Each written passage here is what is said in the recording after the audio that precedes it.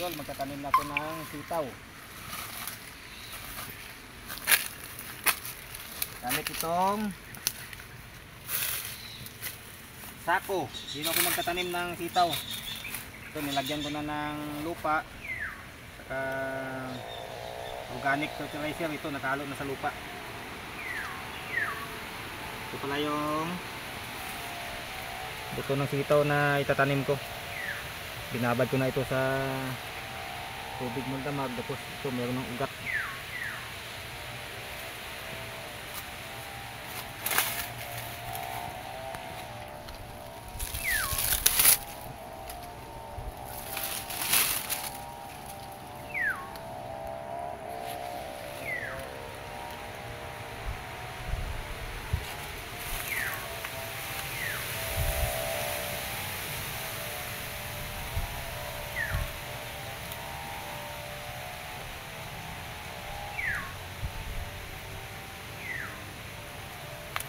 Lagyan lang natin ng tig-2 buto.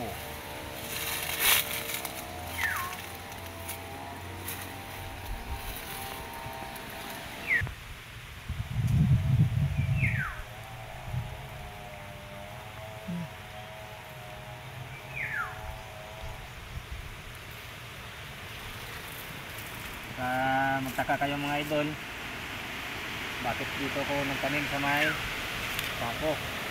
Ilang lupa dito mga idol, dito ay acidic. Ito nung itanim ko dito, hindi ko maganda ang tanim ko. Kaya nang acidic dito ang lupa. Kaya napag-isipan ko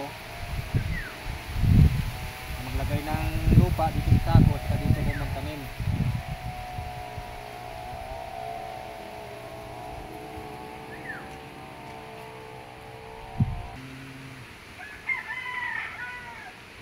Natin pag magtatanim ang langgam na to.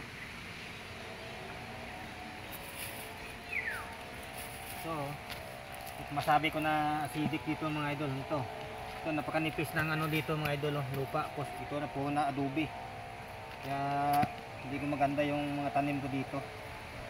Kaya napag-isipan ko dito ko magtatanim sa sako. Nilagyan ko ng lupa. Subukan ko kung effective ba ito yung paraan sa pagtatanim ko ng sitaw gamit itong sako ng seed.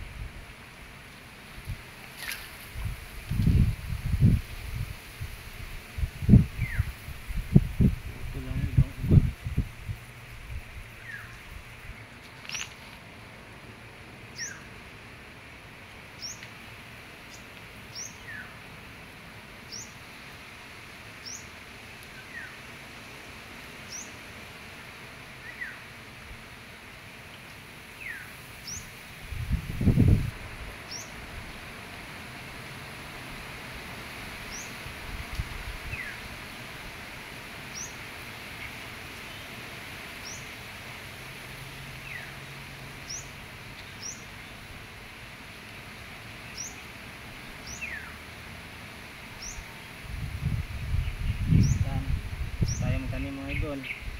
Antayin na lang natin yan tumubo.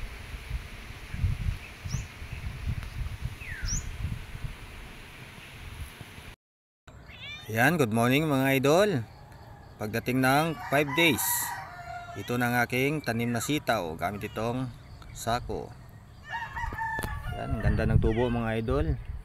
Sana hindi masunog dahil ang hirap ngayon yung panahon, gawa ng nasusunog yung mga tanim, gawa ng panaybugan ng Bulkan Taal ng sulfur. Kaya ito maaga pa natin diniligan. Hirap kasi pag bumuga ng sulfur yung Bulkan Taal, tapos hindi natin agad madiligan. Pag inabot ng sikat ng araw, wala na, sunog na agad yung dahon. Kaya maaga natin ito diniligan ngayon para mahugasan yung dahon. Yan, yung iba bago pa lang tumutubo. Ito tinanim natin noong February 13. February 18 tayo ngayon, kaya 5 days na to ngayon mga idol. Ito ng kanyang tubo. Yan, ganda na oh. Sana tuloy-tuloy ng ganyan. Malusog yung kanyang dahon sa tubo.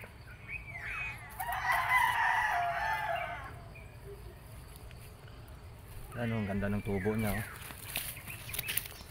Tapos meron pang kasama si Muning. Ito naman mga idol, yung aking tanim na sitaw. Ito ay 45 days na to ngayon mga idol. Mapansin nyo mga idol, yan oh, dami ng bulaklak, dami naman yung bunga mga idol. Yan ay 45 days pa lang. Itinanim ko naman ito mga idol February 13 2024 mga idol. Yan oh, dami ng bunga.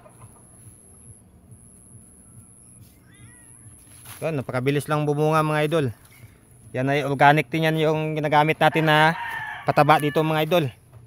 Sa aking mga tanim na to mga idol na sitaw. Yan ay organic na pataba din na aking ginagamit. Yung mapansin nyo mga idol, sobrang dami ng bulaklak niya no. Kabilis humaba yung kanyang baging. Ilang bisis pa to nalanta mga idol, gawa ng napakatapang ng asupre galing sa Bulkan Taal mga idol. Ilang bisis na to nalanta, pero matyaga tayo sa pag-alaga nating tanim. Every 3 days natin dinidiligan ng ating organic na pataba, kaya mabilis makarecover ng kanyang dahon mga idol. Yan, mapansin nyo mga idol, ano, dami ng bunga yan dito. Yan, good morning mga idol. Ito, harvest na tayo ng ating tanim na sitaw mga idol. Ito ay pang 7 harvest na natin to mga idol. Napakadami na harvest natin dito. Una sa pang-anim, wala tayong video mga idol. Ngayon lang tayo magbibideo. Pang 7 harvest na to mga idol. Palaki ng bunga mga idol, ang haba. Oh.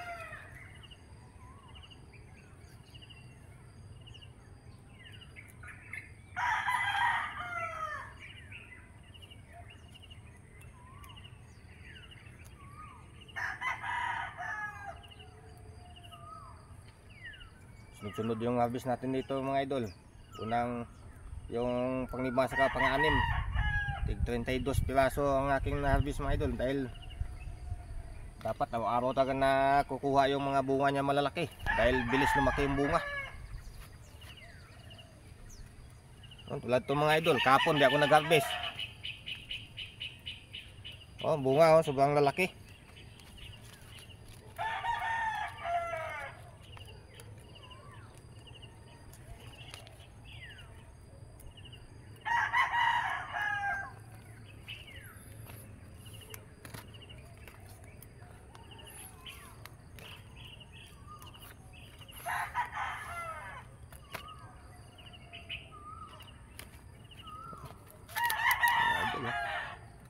Dami agad.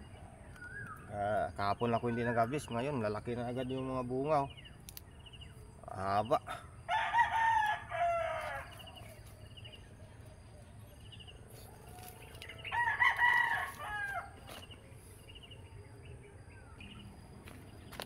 Mga idol oh, dami Daming na-harvest ko mga idol. Sawa sa sitaw mga idol. Ito na yung sitaw ko na nakatanim sa lupa na nagsako mga idol. Ito ay pang 7 harvest ko na ito mga idol. Ito kadami na harvest natin, no. Sawang sawa sa sitaw.